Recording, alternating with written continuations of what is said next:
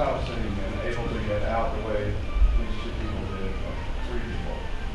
I think, as far as I know, yes. To Europe, yes. It's not easy, as you could see in the movie, but I think the movie was very honest about it. I think the answer is right there. I saw this movie in Israel. It was very well received. I think the movie answers this question very, very well. Definitely, there are not only 2-3 men. It's just that Yeriv was calling those 2-3 people. But there is a big community. There are a lot, actually. You know what? I'll tell you. I have actually on my Facebook several men from Gaza that got asylum in Norway, for example. So yes, there are. I have at least 4 people on my Facebook. And actually, about the movie, one of the guys, the good-looking guy, so to say, in the film. What's his name? Which one? The kind of good-looking. One who is. Yeah, that's the guy. Yeah, he. The one who was kind of very macho. This one. Yes. So that guy actually did contact me on Facebook, called me all the names possible at the time, disgusting Zionist, etc., etc., etc. And I asked him, I said, listen, I said, you attacking my views here, on Facebook, because I posted something about Israel, I don't remember, during the last war, I think, in Gaza. And I said, listen, Zionists are those, as you could see in the movie, these are the Zionists who were helping you in Tel Aviv, that were keeping you safe until you get away to Norway. And you are calling Zionists pigs and talking about wiping them off the face of the earth. And you are writing me that I should be shot dead along with all the other Zionists. I said, who do you think was hiding you in Tel Aviv? So these people are actually getting to Europe, where they get brainwashed to that point of talking about extermination of Zionists, and that's very, very, very sad. And so one of the characters that now I asked him, I said, listen, do you understand that Yeriv Moser is a Zionist? He made a movie about you. He helped you. He was risking his freedom to go all the way to the border and filming you guys. That's a big problem, that they become radicalized. Gay Palestinians, even gay Palestinians, become radicalized once they get to Europe. But it's important it's important to go back to your question. A lot of gay Palestinians can't leave the West Bank of Gaza. A lot of them don't know that there is help. A lot of them feel alone in the world. A lot of them are being attacked on a daily basis by the families and by the Palestinian authorities, more by Hamas than the Palestinian Authority in the West Bank. It's harder to be gay in Gaza than in the West Bank. Now, some of them do get to Israel. Some undocumented, some documented. It's not that easy for them in Israel. And those 3 men got it because they got a lot of exposure and they had good help and they knew where to go. A lot of people don't even know where to go. So, again, I don't like to reduce it to dichotomies of bad and good. It's just too complicated a situation. And it's a very complex situation. And talking about that, it's not even that authorities that are persecuting them, because yes, of course they are persecuting them, but the gay life does not exist in Gaza or West Bank. But so where the problem actually comes and danger is from the families. It's called honor killings, and gay people in Muslim world are usually being killed by their families, and there are no reports and statistics on that. In Israel, for example, there is a big problem with where police cannot actually find witnesses to those atrocities. When they go to the Muslim community and they ask the family, well, your daughter disappeared. Mother will say, well, yes, she left and she never came back. No, neighbors will say the same, brothers, uncles, because usually they've been killed by an uncle or by a brother or by a father. That even happens in Metro Atlanta. It starts happening in America. It's happening wherever Muslim community is. Muslims are moving, migrating, and unfortunately they are bringing their traditions, so to say, to the Western world, and intolerance to the Western world, and they do not. That's why, as I said, multiculturalism failed in Europe,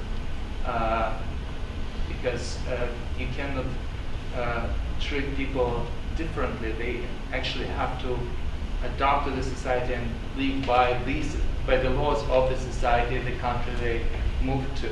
And unfortunately, this is the extreme form. But I think they should live by the laws and traditions of the society where they are moving to. If that's their choice. Do you think there's any hope for the Israeli government to change their policy and offer asylum to gay Arabs? Well, there's much more hope to that than to Palestinian and to any Muslim people, to change their minds about gay people. Yeah, it's very complicated because who knows who is gay and who is not gay. There are a lot of people from Eastern Europe that I know who are straight and were bullying me in Russia, and they then got asylum in Europe and in the United States as gay people, and they are not gay. So how would you know who is a terrorist and who is that is smuggling the bomb in his rectum, and who is actually gay? The situation of Israeli Arab gay men is far better than the situation of Palestinian from the West Bank gay men. There are quite a few families that I know of, and that the research tells us in Muslim Israel, that they do accept and they do condemn honor killings, whether it's of girls or boys. So I would not use the word completely. Again, this is a very complex situation, and anytime you say always or never, you're going to be wrong. And I chose the Arab guy, the Arab journalist that is in my movie, whose mother accepted him. I could find plenty that were not, but I actually showed the Israeli Arab guy whose mother accepted it, and because Israeli society is trying to influence Muslim community. Well, Muslim community in Israel are part of Israeli society. They're also Israelis. Absolutely, and let's say Jewish community. Okay. Israeli Jewish community is trying to influence traditional Muslim community. And by the way, vice versa as well. It goes both ways. It's very interesting. The dialectic between the two communities, or the three or the four communities. Trying to influence them like to equal. Well, I wouldn't necessarily do it in the hummus, but it comes to language influence. It comes to many different Yes, it's true that Israelis do use the word yalla, which means much more than that. Much more than that. That's right. Okay. Yes, there are homophobes everywhere. There are people who hate gays everywhere. But you know what? I much rather talk to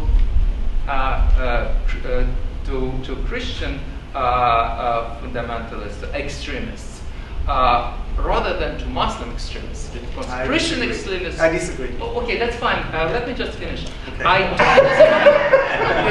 because you disagree. Okay, fine. Well, you know what? I would talk again. I'll tell you rather to Christian fundamentalists because they would not kill me. Maybe they want to. I don't know, but their hands are tied up by the laws. So they will not kill me. So that's fine. They will tell me that they love the sinner, but they hate the sin. That's fine. I couldn't give a shit. Now, Muslim fundamentalist, Muslim extremist would actually throw the ball on me, drop the ball on me, hanging on the crane. So I don't know why you disagree with me. That's the fact. That's not true. All right. Okay, can I? Yes. Aren't you afraid that the right-wing government in Israel is going to fuck everything up by continuing to build settlements, and they're going to end up with a one state which will not be a Jewish state? because they're way more. This is Arabs. we're not really talking about. Right. I mean, I'm trying not to talk about politics because. But you can't talk about gay rights without talking about politics. Oh, absolutely. Oh, of course I can. I mean, I fear for Israel. I'll answer your questions. That's fine. But of course, I can talk about gay rights without talking about the wall or the West Bank situation. I know you primarily as an adult filmmaker, so are you? I am an adult filmmaker. But now I mean, there's nothing explicit or graphic in a documentary. So you can make documentaries as much as there's just like a one time. One time. Are you going to use any of the men in Undressing Israel in your other movies? No. You're not? I mean, the only similarity is that in my movie Man of Israel, I think that on Chelsea Handler, they made the joke that in the orgy in Michel Lucas's movie, that was the most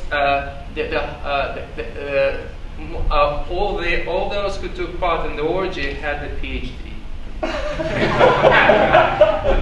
Michael, you have time for one more question. Yes, please. Okay.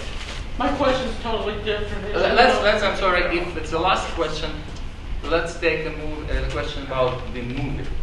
Can we? All right. I will answer your question if it's about porn later. Yes, it seems like you focus most of your film in Tel Aviv. Did you at all try to film in any other cities in the north or south of Israel? And then it kind of made it seem like almost that Israelis were taking refuge in a city or in Tel Aviv versus able to live their lives elsewhere. I will tell you that yes, I filmed primarily in Tel Aviv. I filmed obviously Knesset, the parliament is in Jerusalem, but I think the answer to your question will be that I think 6 cities and maybe you have now 6 or 7 cities in Israel have gay pride. I performed in gay pride in Eilat and in Haifa, exactly, and I think 3 or 4 other cities have gay pride. Of course, the biggest gay pride parade is in Tel Aviv, but yes, there are gay organizations in other cities and community centers and gay pride in other cities. I had a very limited time. Gay life, of course, is concentrated in Tel Aviv, and I filmed there. And it's the same way in America. I mean, we're in Atlanta. We're not in Valdosta. If I will have more time, I'll be very happy to go to Haifa, where again I performed in gay club in Haifa back in the days when I had time to perform as an adult performer, and there is a gay club in Jerusalem, and I think if I would have more time, and I would definitely open this documentary to, and I will do what I didn't do. What I should have done is to go more about to invite women, lesbians, and travel around the country. But unfortunately, there are limited resources and and time. Time is a big problem. Time is an issue. It's incredibly expensive to film in Israel. It seemed like it would be cheap, but in the end, it was about $100,000. A week of filming during Gay Pride week, and then I came back to New York. I looked at all the footage, we edited the movie, and then I realized I lacked a lot of stuff, and I went back a year later, 9 months later, again to film more. So it's a process, and again, it's an expensive thing. It's unionized. It's much more expensive than to film here in America, to film in New York. It's about 5 times more expensive. All right, thank you so much for coming. I really appreciate it. Thank you.